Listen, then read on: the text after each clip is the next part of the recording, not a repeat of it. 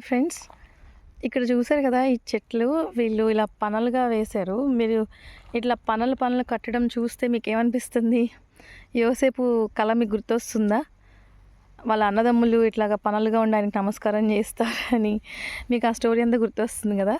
ఇవి ఏంటో విచిత్రంగా ఉన్నాయని నేను నాతో పాటు ఇంకో చెల్లి కూడా వచ్చారు. మార్కాపురంలో ఖమ్మంపాడు కదా. ఈ ఊర్లో మేము ఇట్లాగా ఈ తోటల్లోనికి వచ్చాము. సరదాగా మాకు ఒక 2 hours టైం ఉంది. ఈవినింగ్ మళ్ళీ ఇంకో చర్చ్కి వెళ్ళాలి నేను వాక్యం చెప్పడానికి. అయితే ఈ టైంలో నేను చెల్లిని తీసుకొని ఈ ప్రాంతాలకి జస్ట్ విజిట్ చేయడం కోసం వచ్చాను. ఇవన్నీ ఏంటని అడుగుతున్నప్పుడు చెల్లి ఎక్స్ప్లెయిన్ చేస్తుంది. ఇదేంటి విచిత్రంగా ఉన్నాయి చూద్దామని చెప్పి వచ్చాము. తీరా ఈ సీడ్స్ మేము ఇట్లాగా ఒకటి తీసాము. ఇలా తీసి మేము చూసాం ఏంటి అసలు ఈ సీడ్స్ అని చెప్పి చూస్తే మీరు అబ్జర్వ్ చేయగలుగుతారా? ఈ సీడ్స్ ఏంటని చెప్పగలుగుతారా? ఇవి మేము ఓపెన్ చేస్తే ఈ సీడ్స్ లోపల మీరు గమనిస్తే ఏం కనిపిస్తుంది అంటే నువ్వులు వచ్చినాయి అనమాట. నేను నువ్వులు చాలాసార్లు తిన్నాను, కానీ నల్ల నువ్వులు తెల్ల నువ్వులు అంటారు కదా. చూడండి, నువ్వుల చెట్లు ఇలా ఉంటుంది. నేనైతే ఫస్ట్ టైం చూస్తున్నా. మీరు ఎవరైనా ఇట్లా చూస్తే మీరు కూడా గ్రహించండి. ఐఎమ్ సో హ్యాపీ ఈ చెట్లను ఈరోజు చూసినందుకు. వీటిని ఎండబెడుతున్నారు. ఎండబెడితే చాలా ఈజీగా వస్తుంది, పచ్చిగా ఉన్నప్పుడు రావు కదా. మరి బైబిల్ కూడా అదే చెప్తోంది.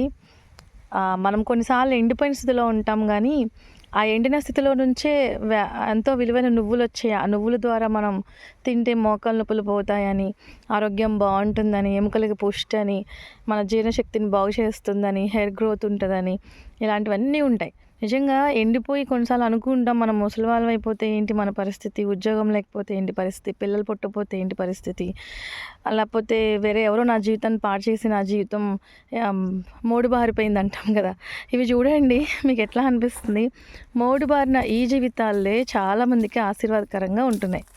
రైతుల కష్టాన్ని చూస్తే కూడా ఇట్లా చూడండి, నేను ఇలా కొడుతుంటే కూడా చూడండి ఇక్కడ చాలా నువ్వులు పడిపోయి ఉన్నాయి. చాలా నువ్వులు. ఈ నువ్వులు తిన్న వాళ్ళకి చాలా ఆశీర్వాదం, అంటే చాలా హెల్త్కి చాలా బాగుంటుంది. మీకు అర్థమవుతుంది కదా నేను ఏం చెప్తున్నాను. We are so blessed. మనం పచ్చగా ఉండడమే కాదు, మన బ్రతుకు ఇలా ఎండిపోయినప్పుడు కూడా మనం అనేక మందికి ఆశీర్వాదకరంగా ఉంటామని దేవుడు పచ్చదనాన్ని, ఎండిపోయిన స్థితిని మనకి ఇస్తారు. చనిపోయిన తర్వాత కూడా చాలామంది పేర్లు ఆశీర్వాదకరంగా లిఖించబడతాయి.